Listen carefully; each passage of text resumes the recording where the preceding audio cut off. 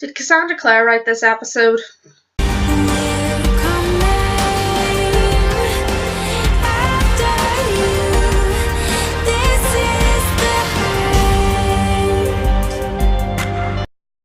What's up, Shadowhunters, Angels, and Darkmothers alike, and welcome to First Thoughts, where I discuss my first thoughts on each episode of Shadowhunters every week. Here is Bound by Blood. I did not like this episode. Not at all.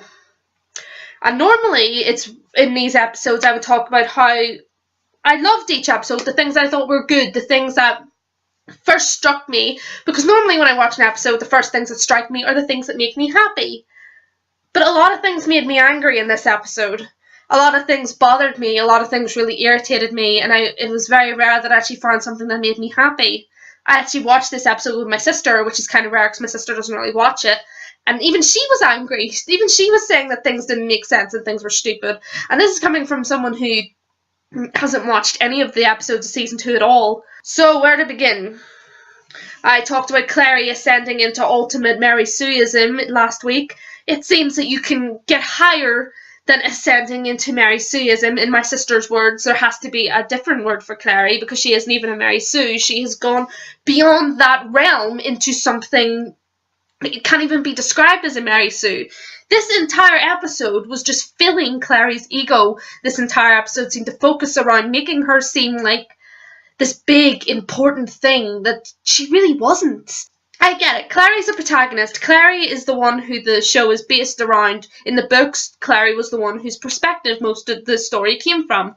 But in the show, they tried to do things differently. They've shown different people's stories. They've shown things from different people's point of views, which is great. I thought they were doing really well with that. But all of a sudden, it's like they just decide to pull stuff out of the books to suddenly turn Clary into a big Mary Sue again. And it really doesn't work. It really doesn't fit. They were doing... I wouldn't exactly say they were doing well in not making Clary a Mary Sue, because I remember complaining for This Guilty Blood about how she beat Isabel at a fight and then she was just, I'm a quick study. And you're like, no, you're not. You can't come up with this just out of nowhere. You have to train. You can't just say, oh, I'm a quick study. I know all this. That's not how it works. And in Bound by Blood, this just got even worse. The Angel Blood thing was so cringy. I think I mentioned this before. I hated the plot in the books. I hate the way it's going in the show. I just think it's the most cringiest thing I've ever heard. Oh, and the way they keep calling her an angel now. Like, Jesus, like, you're not getting your angel. It's like, stop. You're killing me with the cringe. If we have to deal with Clary having angel blood, stop making it worse. But that's not the main issue here. The main issue here is that Clary is getting credit now for things that she didn't even do. This is one of the major things that bothered me. When the Darkmother representatives met, when Luke, Raphael, Magnus, and Meliorn all gathered together to have a talk about the Soul Sword, Luke gave Clary credit for something that she didn't even do. And we're going to be talking about Luke's behaviour in a minute because I'm really disappointed in Luke in this episode. But back onto the main point, Luke gave Clary credit for something she didn't even do. He said to Meliorn, just like, are you really going to do this after she fought so hard to free you? Clary didn't do anything. Okay, that's a lie. Clary did something. Clary sort of rallied the vampires and the werewolves, which is great. But Clary didn't come into this whole issue with Meliorn until near the end. Clary didn't fight for Meliorn. She didn't insist with the Shadowhunters to let Meliorn go. Clary didn't go to trial for helping free Meliorn from the City of Bones, or stop him from going to the City of Bones. That was Isabel. Isabel was the one who took the fall for Meliorn. Isabel was the one who fought hard for Meliorn not to go into the City of Bones. Clary ran in at the end and sort of talked to Alec and then took him away, and she even got rewarded for that. I remember being really angry about how Meliorn was just like, oh, Clary, this was all you. I'm going to let you go into this parallel universe. It's like, was Isabel not there at all? I get that Clary helped, but I don't think she deserves credit for insisting enough for Meliorn to get free. That was Isabel, and suddenly Clary's getting credit for this? No. Just... what? It's like they couldn't come up with something that Clary had done, so they just gave her credit for something she didn't even do. Which is ridiculous! Isabel had to go through all the trouble of going to trial for all this stuff with Meliorn. Well, Clary was gallivanting somewhere else, doing her own thing as usual. And it just bugs me that Isabel went through all this stuff in season 1. She had to deal with Melior being kidnapped. She had to deal with being accused of treason against the Shadowhunters. She had to deal with the threat of losing her marks and being cast out for demons to come and hunt, just for them to say, oh, that was Clary. And for Luke to say, oh, that was Clary. That's ridiculous. Now, I'm trying to be fair, because I get that this thing, the plot of this was that Clary made a blood oath with Iris, and the fact that Iris was now collecting on this blood oath meant that Clary was going to die if she didn't do what was asked of her.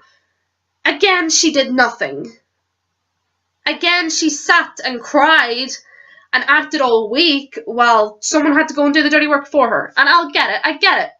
They thought it was a trap. They thought that Valentine was going to come and make her touch the soul sword. I get that, but there's a certain amount of someone being a wimp that you can take before it becomes very annoying.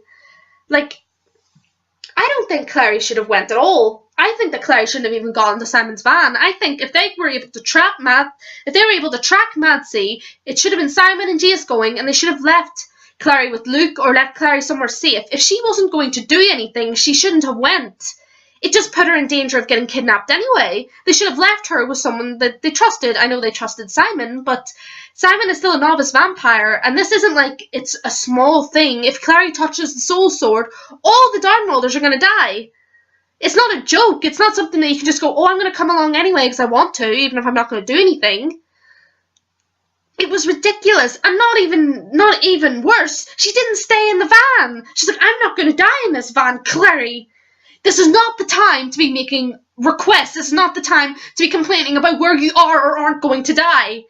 For all you knew, that Valentine could have been right around the corner, and he could have kidnapped you. At least if you had stayed in the van, Simon could have locked the van, he could have closed the windows, he could have stood guard in the van.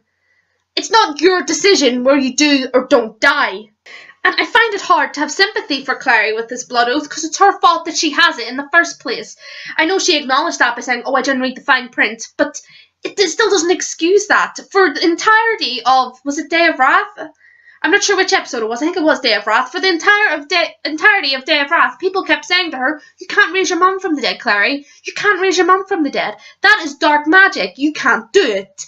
But she ignored them, and she went and did it anyway. And I said that I had sympathy for her in that episode because her mum was dead, and she was trying to deal with that loss by trying to figure out a way to get her back. But it's her fault she has this blood oath. It is her fault that all of this is happening. And all she does to take credit for it is this blasé line about not reading the small print.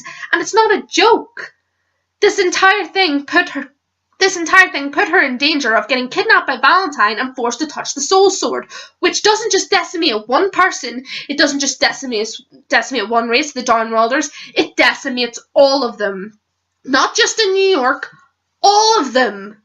You can't get more careless than that. And it could be argued, oh, Clary didn't know that. Okay, Clary didn't know that, but she doesn't make any steps to try to prevent her from getting kidnapped by Valentine. All they do is leave her in a park van with Simon and say, okay, she's fine there. No, she's not. She shouldn't have went.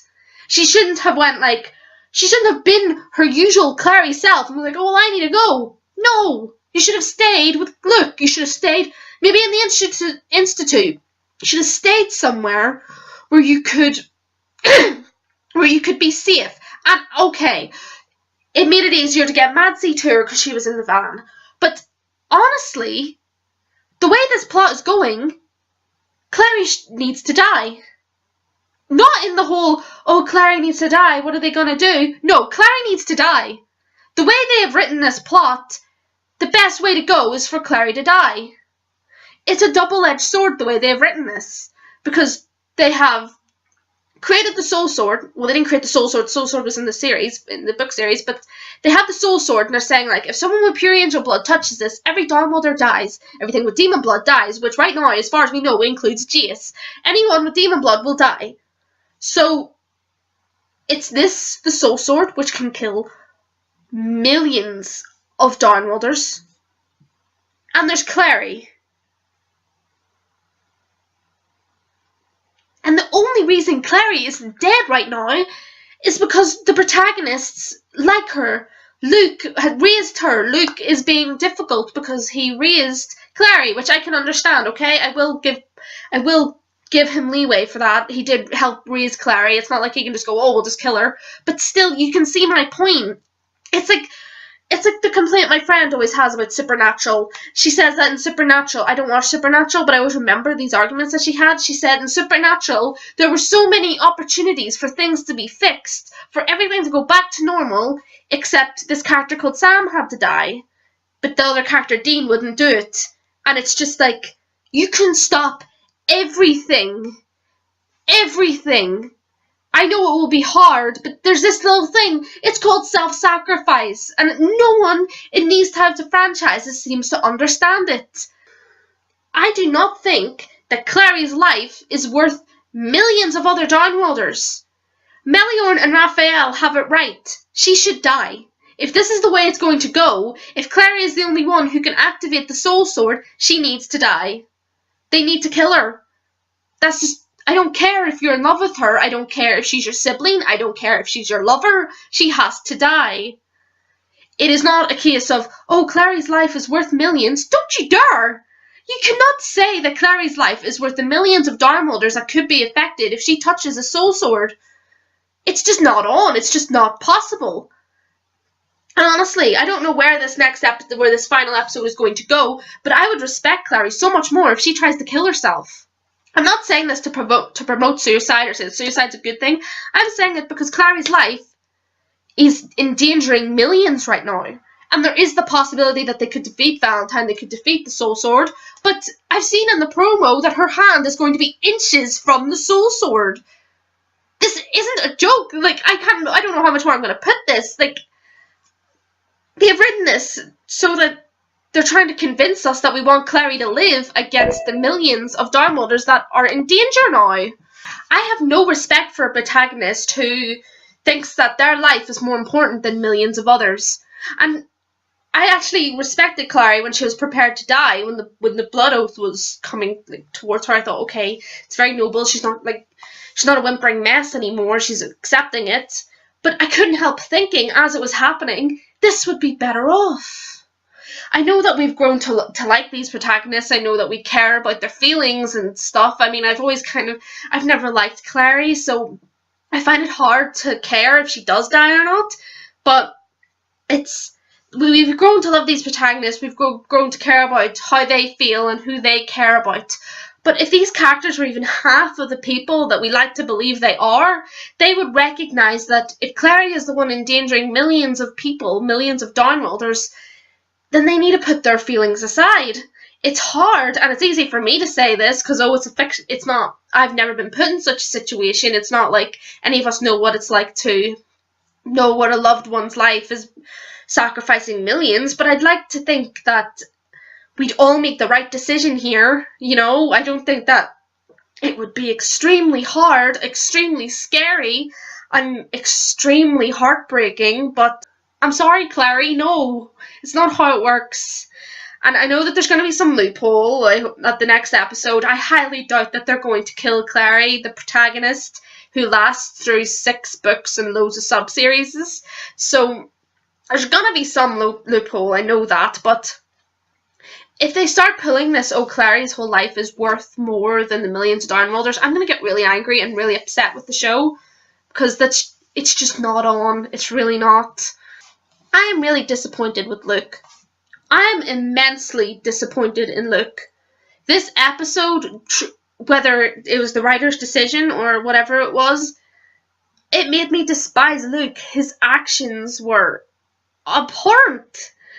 And it's hard to see because I love Luke. I love his character, but I even give him credit for having a struggle between his pack and between Clary, but what he did in this episode was just ridiculous. What he did to Maya was ridiculous. I know that he loves Clary, he raised Clary, but his pack is his pack. He's been part of a werewolf pack before Clary was even born. And he's locking his pack members up now for being scared that this soul sword's going to kill them?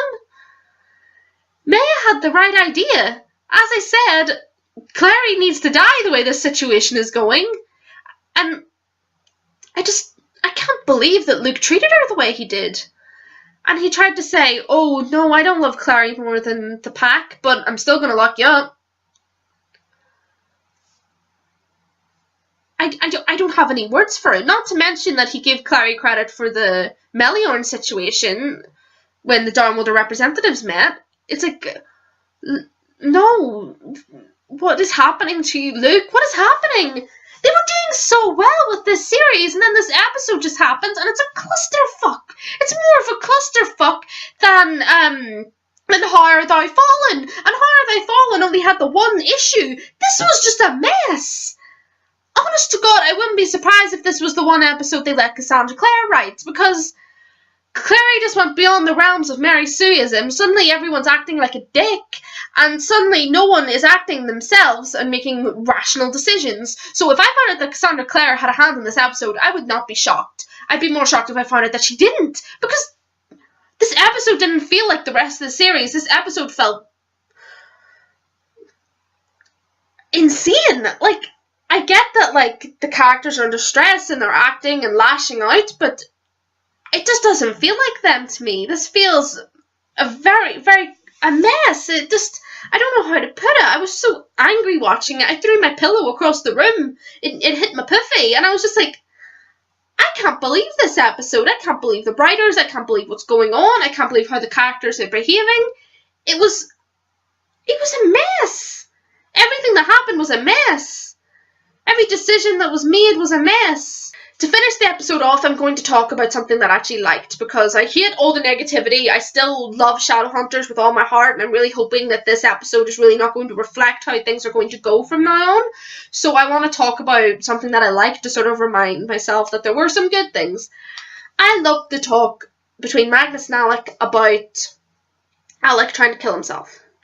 It was something that I was worried was going to be brushed off, because it all happened very fast in the last episode, that Alec tried to jump off the building and Magnus had to stop him.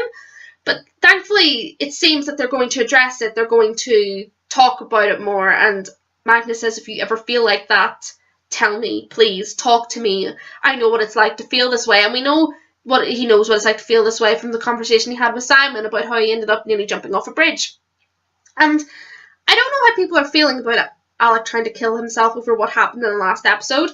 I personally don't know how I feel. I would easily believe that Alec is clinically depressed over everything that is going on, and I don't think it'd be that far a stretch. We know how guilty he was about killing Jocelyn, and then the spell that Iris put on everyone had Clary saying you're a murderer and stuff like that. I feel like it was all very sudden for him to suddenly, like, go and jump off a bridge. But I don't know what it's like to feel suicidal, so I'm not going to talk like I do. I don't know whether it takes just this one massive, like, confirmation of what you've been feeling or what happens. But I don't think it's that far stretched for Alec. I like that it was addressed. I like that it wasn't just sort of brushed under the carpet kind of thing.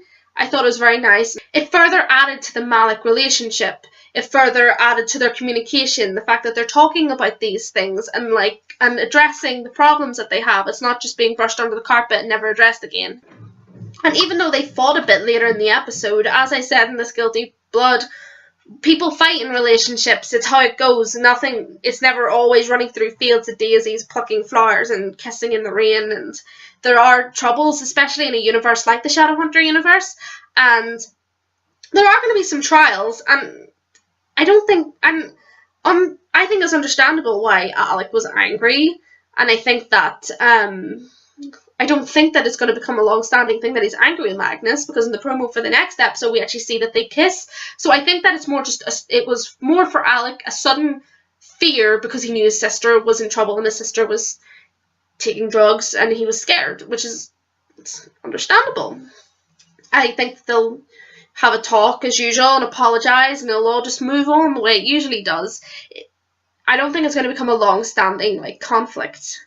So I'm really happy that we got this lovely communication at the start of the episode between Magnus and Alec about how they're feeling and how they need to talk to each other, and Magnus saying, if you feel that bad again, please talk to me, because I know what it feels like and I never want to see you like that again. And it was sweet. It was lovely. So yeah, I loved that. I did love that. There were things in this episode that I did like, and I think I will talk more in Fair and Unbiased about a couple more things that I liked, because it's getting a bit long because of my Clary rant. So I'll see you next week, Shadowhunters, Angels, and Downwaters alike. And remember, Clary's life is not worth millions. No one's life is worth millions of others. It's not how it works. Time didn't come out of nowhere.